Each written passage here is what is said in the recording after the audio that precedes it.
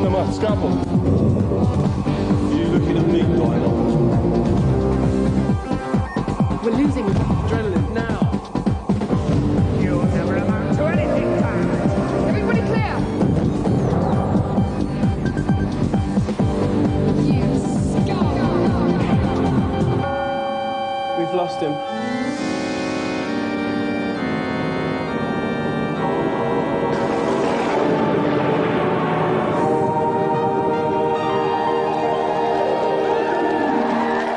GamesMaster, the kind of show you would meet in the street, shake warmly by the hand, go off, have an intimate dinner with, then followed by a passionate 2-month affair, split up, but still remain the best of friends with.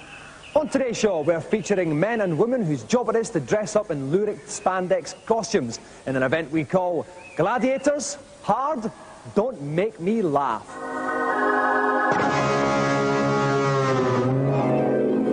Those spandex-clad superstars, the Gladiators, have something of a reputation for being hard. But I wonder if they're up to the challenge of a no-holds-barred scrap on one of the next-generation consoles. For today's event, I decided to put them to the test by pitting 2 of them against 2 civilian games players to see which team emerges victorious over 2 separate challenges. The first challenge will be between the girls of each team as they slug it out on the 3D Saturn game, Victory Boxing. Contestants have 1 round to prove which female fighter packs the bigger punch. As in real boxing, the winner will be determined either by points or, less ambiguously, knockout. Ding, ding! Now, there are many gladiators qualified to take part in this event. Unfortunately, only 2 of them are physically attractive enough. Please welcome Cobra and Panther.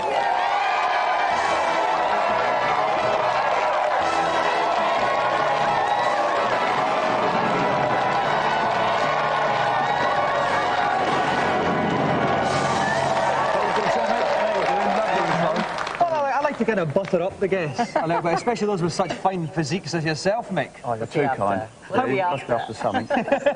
How much do you have to eat then to get a body like that? Well, I eat quite a lot. I used to eat 10 chickens a day, but it was too foul. I have about 3,000 calories a day of fairly healthy food. And you have to work out obviously quite a lot. What are you, give me some measurements then. My chest is about 48. About the same as mine then? Near on, yeah, give or take a few feet. And my arms are about 18 inches, and I've got 26-inch thighs, and I better stop there, actually. Yes, I think we should. Right now, Helen, how did you choose the name Panther? Did you get to choose it, or did they give you the name? No, what we have is a big pool of names, and when we go for the interview to do the strength tests and what have you, they look at you and they say, oh, she looks like a panther, and that's how I got it. Because I'd like to be a gladiator, but I'd like to be called Bloke. I could be that gladiator. Nice bloke. Nice bloke. Well, this bloke even. Bloke. Hard bloke. Not geezer. Could be good. Not geezer, just bloke. And basically, Wolf, when is he going to retire? Because he is 74 years old now, and he's not looking any younger, is he? No, he isn't. He actually looks like Maxwell's love child, doesn't he? For our viewers who might not be familiar with Maxwell, basically he was old and very physically unattractive, and actually very unfunny. One of the great myths of all time, that Maxwell was funny. And now you know why they picked Wolf's name. Okay, well, we have 2 gladiators of our own who are going to take on Cobra and Panther tonight. Please welcome Pushpa and Spiros.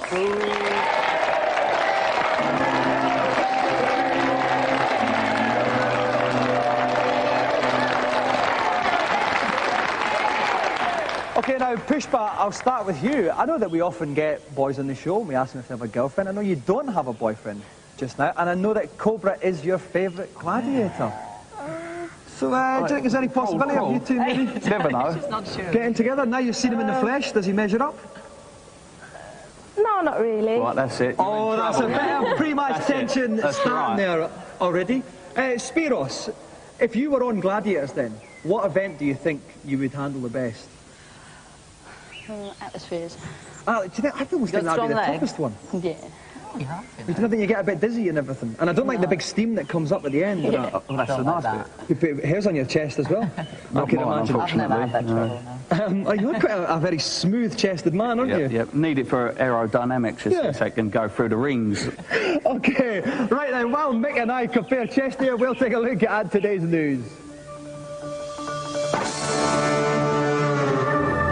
Nintendo's Ultra 64 is finally being unveiled tomorrow in Japan along with 10 games. And if the rumours are true, the machine's more fun than my mum. Details of the launch are more secret than my pants, but we know that Rare, makers of Donkey Kong Country and Killer Instinct, have 5 games up the spout, including one based on the imminent Bond movie GoldenEye. Other games will include a version of that Magic Edge flight simulator seen on GamesMaster a couple of weeks ago, and because it's Jimmy Nintendo, there'll be a brand new Mario game just for a laugh. The graphical power is said to make the PlayStation and Saturn look tame. Keep watching GamesMaster to find out, because we're the tops. Just going on test in London is Namco's latest arcade game, Time Crisis. It's the first arcade game to have a forklift truck that falls over. It also bears more than a whiff of Virtua Cop, but as well as a gun, players have a foot pedal, which allows them to quite literally duck, essential for taking evasive action when pants get soiled. Time Crisis will kick in arcade doors from January, with a PlayStation version to follow. Over in America, top movie Nice Guy bloke Steven Spielberg has launched a new computer network that allows terminally ill kids in a number of US hospitals to meet and play games together. The Starbright network lets players who would be thousands of miles apart interact in one virtual playground. They can talk to each other, have a laugh and take part in games like running races, demonstrated here by Fat Gulf War bloke General Schwarzkopf. Come on, Danny, go, go! It's the kind of thing that brings a warm glow to even a sarcastic, downbeat, cynical heart like mine. Right, we're about ready to start today's event. Gladiators, hard, don't make me laugh. We've got 2 teams. We've got the Gladiator team of Cobra and Panther against our Punters team of Pushpa and Spiros. The first round is going to be the 2 ladies playing victory boxing on the Saturn. Pushpa against Panther. Help me co-commentate, backed by popular demand, Housewife's Choice, Kirk Ewing. Kirk, welcome. Hi Dominic, you're looking fantastic today. Thank you very much, Kirk. Would you like to give our ladies some tips then on this fine game? Well, I think the best thing the girls can do is use their speed to move around the opponent, picking them off with jabs, trying to leave them open for a big hook. That's classic Bruno technique there. Certainly is, Kirk. OK, we're going to have 1 3-minute round there. Hopefully one of them will be on the deck by the end of it. Best of luck, Pushpa. Best of luck, Panther. Let's come out fighting. So, Pushpa's boxer is black hair and pink shorts. Panther's the ginger nut in the blue shorts. With the energy bars at the bottom of the screen, pay attention to the orange one with D beside it. That's the damage done. Panther's has hit 0. She's down on the floor for the first knockdown. You can see the count coming up there, Kirk. Pushpa did very well there, working nicely behind the jab. It's exactly what we were telling him to do. Panther leaving enough time on the floor there to get her damage bar back up, coming in with some big ones, hopefully. She certainly is. That was a left hook attempt there by Panther. Panther trying the hooks, but missing a nice little uppercut there from Panther, working the head there nicely. Pushpa tries to come back, though. She's ducking and weaving. She's avoiding these punches, but Panther's coming back in there. Kirk, the tactics. The tactics are cause as much brain damage to your opponent as possible. And they're certainly doing that, these 2 fine females here. OK, at the moment, the energy bars. Panther's is getting low again. She's going to have to be careful there. We've got about 2 minutes, 7 seconds left on the bout. Panther, there's a second knockdown there. Bad news for Panther. I mean, what she really could try to do is maybe a bit of work on the kidneys, try and get some body blows in there and affect some of the lower body as well, because she's concentrating on the head a little bit. Get some top lady-on-lady lower body action. That's what we like. I think that's what we're after. OK, Panther's up there. 1 more knockdown, of course, and Panther will be out, but by a technical knockout. So Pushpa's probably going to move in for the kill, but she's backing off a wee bit here, Kirk. Yeah, seeking the sanctuary of the ropes there. Maybe just a little bit worried about the power behind Panther's punch. That's right, she can always come back with a more. Oh, she's not going to come back at all. Well, Panther gets a 3rd knockdown. It's a technical knockout, which means round 1 of the event was the Pushpa and the Punters.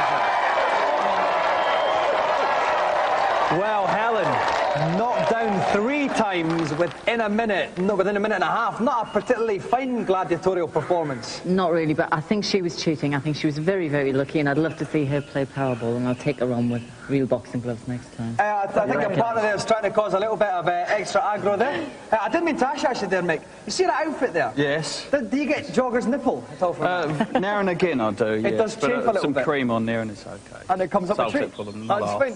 Pushpa, you've been accused of cheating there. It's not cheating at all. I was just too good for her. You reckon? Yeah. What were your best tactics then? Why did you win? How did you win that then? I just kept my punches going in. It was all like, well, of course, we've got 1 more leg of the event to come. We have got Cobra against Spiros. Mick, how do you see that one going? Very well. I used to be a boxer. I had 20 fights and 20 knockouts. But you're wrestling. Then I won But one. you're wrestling, though, in this next one. Yeah, but I'm used to the contact sport. OK, well, before this gets all completely out of hand, we're going to take a look at today's reviews. First up, Dave and Rick jump inside a little spaceship and fly around making boots shooting noises with Viewpoint on the PlayStation, a conversion of the Neo Geo Classic. Well, now it's arrived on the PlayStation and it's been tweaked. It's been tweaked up. The graphics are even better. The sound effects are superb. Bobbins, OK, so it is a spruced up Neo Geo game. But the Neo Geo game had no depth in the first place. Viewpoint is a stunning game, and I guess we're both just going to have to agree that we have a different point of view.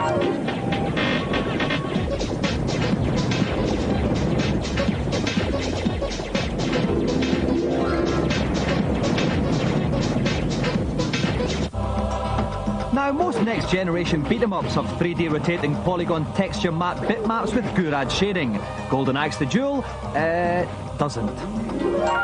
It's a Golden Axe beat-em-up. And what you do is, you play as the characters from the original Golden Axe. People like Gilius the Dwarf and Axe Battler, but in a duel. They fight each other. You kick the little dwarfs and elves that run along to pick up potions to give you your special moves, and to pick up chickens to give you more energy back. I'm sorry, but as beat-em-ups go, this is far too rooted in the Street Fighter 2s of yesterday. Should have been more like Tekken, or possibly even Virtua Fighter 2. It doesn't have the appeal that they have. The 3D aspect is still 2D, but the beat-em-up elements are just extraordinarily average.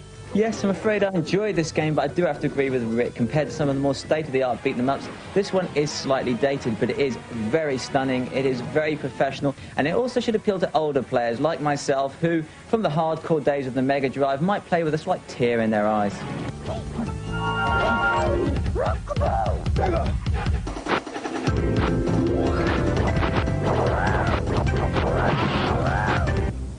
Finally, proof that the Mohican is still alive, well, and living in secret as a tragic hair accessory in Alien Odyssey on PC CD-ROM. Alien Odyssey is a weird old bag of nuts. Well, it's crossed kind of with Alone in the Dark and Rebel Assault. The shoot-'em-up sections are very, very basic, but all you're doing is controlling a crosshair and trying to shoot the enemies as they lie in front of you. The actual Alone in the Dark bit, though, doesn't stand up to the Alone in the Dark games or even Ecstatica or Bioforge. It looks great, yes, but the camera angles really do ruin it for me. The puzzles are just too difficult to perform.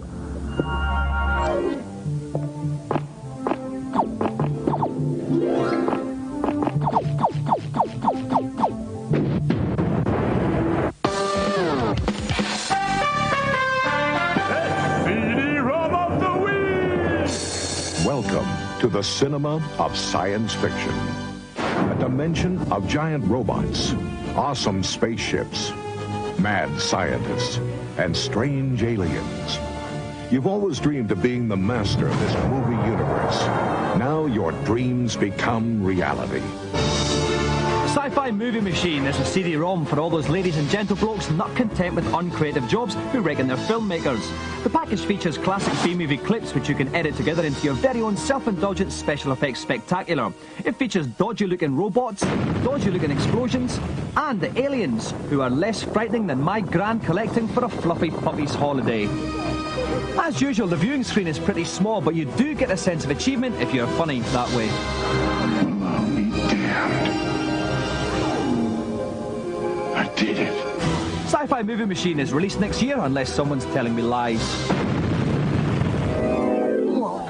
Okay, we're halfway through the second leg, as you can see, of our Gladiator event today. While we see what the outcome of this one is, we're going to take a short break. Coming up in part 2, it's going to be Cobra against Spiros on WWF WrestleMania. Back in a minute.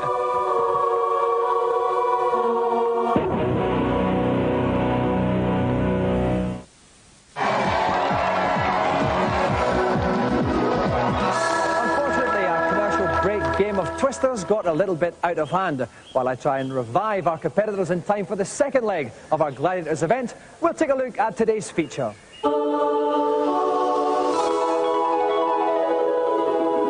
Once more, I've been forced to come out to LA to try and be funny in the face of America.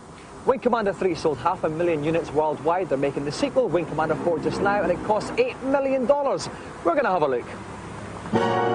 Eschewing work in restaurants, the stars of Wing Commander 3 have all returned, with Mark Howell, Tom Wilson and mad bloke Malcolm McDowell all donning fantastically ludicrous costumes for the sequel. On the day I very nearly fell out of a car, Mark and Tom were quite literally shooting a scene set in an outer space bar. This is one of the actual sets of Wing Commander 4. Now, they're rehearsing just now. We've been told we're not allowed on the set, but do I look like I'm wearing a T-shirt that says, I care? Oh, come on. Okay, this is quite cool, this. This is actually Mark Hamill's personal cacti collection.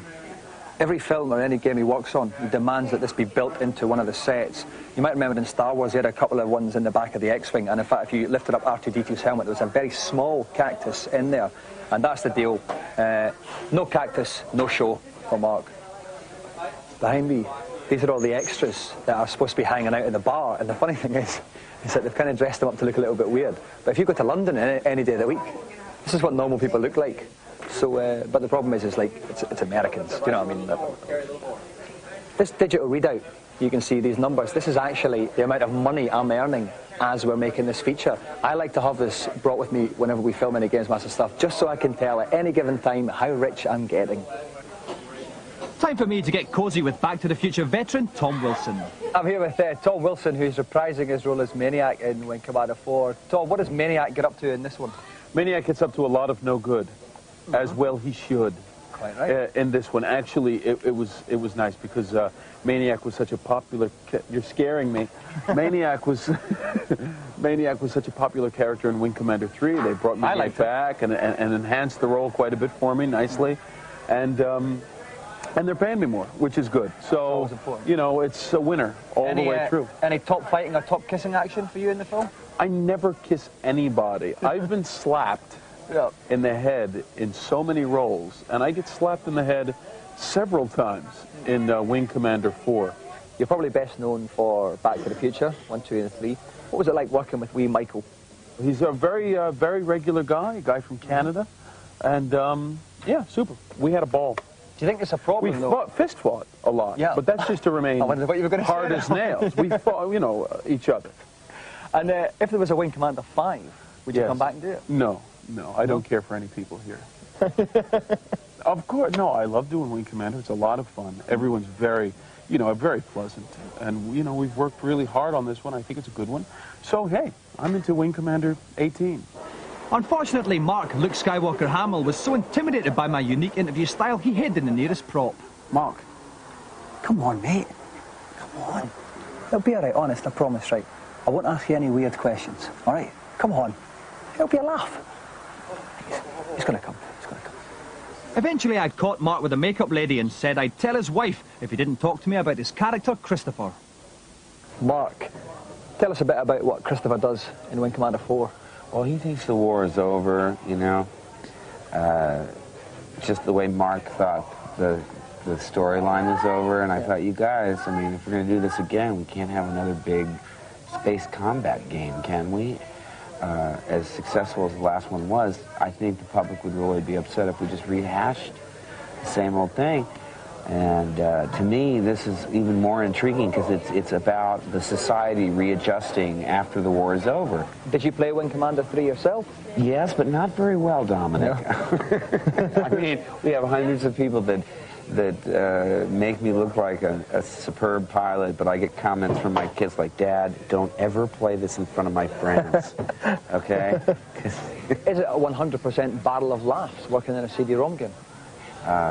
It's really interesting doing this. It's frustrating in a way. The script goes like this, and then it can go either this way or that way. Yeah. Just keep your mindset on the end result, which should be a really fun thing to play. And at $8 million, I should jolly well hope so. Wing Commander 4 is due in the shops next month, when you'll be able to find out for yourselves whether Cheeky Tom, Mark, and the winning Wing Commander bandwagon are still going strong.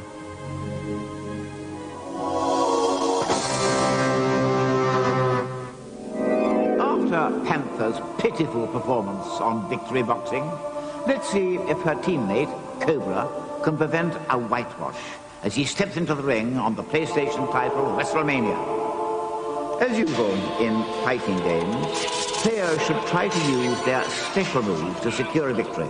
And the two characters I've selected, the clown and the sumo wrestler, have plenty to keep them busy. All right, lads, it's the best of 3 rounds. Hit the mat. Okay, we're just about to enter the final part of today's event. Gladiators hard, don't make me laugh. At the moment, the Punters team are 1-0 up, so Cobra has to beat Spiros at WWF WrestleMania to try and restore some pride to the Gladiators. Kirk, are they going to be able to do it? Well, Dr. Diamond, I mean, basically, Cobra's got a big challenge here. What it is about is getting your opponent in a headlock, and that's where you can pull off the majority of your special moves. Now, you've got to be quick on your button, though. Try and get that special move in quickly. Otherwise, they could pull a reverse on you, and it'll all end in tears. OK, then. So, Cobra and Spiros are in a 3-bout situation. Whoever wins 2 of them will clinch this particular leg of the event. So, best of luck, Cobra. Best of luck, Spiros. Let's go to ringside. So Spiros is playing as Doink the Clown. He's the guy who looks like a clown, basically. And Cobra is playing as Yokozuna, a big fat bloke on the right with no top on. You can see the energy bars at the top of the screen. When they get low, that's when you're going to try and go for the pin. Over to you, Kirk. Who's doing well so far? Well, actually, Yokozuna's not doing too bad at all. He's missing a few opportunities there to do a pin on the Doink. Doink got him with a joy buzzer earlier on, took quite a lot of strength. Oh, he's up in the ropes now. Oh, and he missed that one now. We can see combo flashing beside Yokozuna. Kirk, what does that mean? Well, once that combo bar is up, it means that Doink can get, Yokozuna can get quite a few hits on Doink. So, but that's the buzzer. That's the buzzer again. That's the joy buzzer. Doink goes up again, tries to smash and makes contact with Fat Boy. Oh, dear. Fat Boy can pin him now. Oh, he's slamming him. He's not pinning him. He goes for a pin. Yokozuna takes the first one. 1-0 Cobra.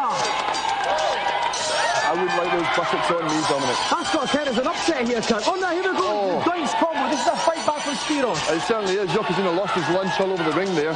And you've got some quite an angry, white American gun-owning crowd in the audience here. They seem to like this action. You want to be careful of that. It's a high-risk attack. That's a power down there. Yep. Now, Doink can pin him. He goes for the extravagant one. Smash him in the head. Is this going to be a pin from the ropes? Is it going to smash? That was an ankle. He takes the second round, so it's 1 round all. This is the final deciding bout. That was a nasty ankle crusher there, actually. The big fella will be walking with a limp afterwards. Certainly was another power driver there from Doink. Is he going for another one? It's 2 power drivers from Doink. You can see Yokozuna's energy bar's very low. He is powered up for a big slap combo. He's not going to get it. Another buzzer from Doink there, Kirk. Yeah, indeed. If I was Yokozuna, I'd be looking to put the Glasgow kiss on the clown, try and take him out as quickly as possible. He's got to take him out. Oh, that was a multi-headbutt combo followed by a smash. You can see Doink's energy bar going down. This fight isn't over yet. Although Yokozuna just gets a buzzer treatment on him there. Now he's back in with a head cut, like you said. Glasgow kissing all over the shop, but this is... Oh, it's got 4 slap tango special. Doink is going for a pin, but he misses. And he gets it at the end there. He's got the pin, finally, Kirk. He wins it. Doink wins it. The Punters win 2-0. Okay, well, Mick, you had a fantastic start there. You did get the first fall, then it all started to go a bit wrong. What happened? I got beat badly, that's what happened. You did there. You couldn't quite fire up those special moves like Spiros. I think the pressure of my partner not winning got to me, and that was it. I just fell to pieces after the first round. Got overconfident and got whooped. You certainly did. Spiros, what can I say? Tell us some of the tactics you were using there then. I was getting him in headlocks and then just power driving him and then using the joy buzzer. And then just jumping on him. And so you're basically saying it was easy, wasn't it? Yeah. You were saying Cobra is soft. Yeah. Yeah. Okay, well, it's nice we've got something agreed. You probably cost Cobra and Panther their jobs now. That's right. What do you look like in Lycra? I don't think our viewers need to necessarily know the outcome of that one because we'll move on to presentation time and the winners of the special Gladiators Hard Don't Make Me Laugh Golden Joystick is the team of Pushpa and Spiros. And let's another round of applause for our 2 special guests today, Cobra and Panther. Okay, that's all for today's show, but before we go, remember, life is a lot like mixed tight-fitting spandex. Snug, but difficult to get out of. Bye-bye.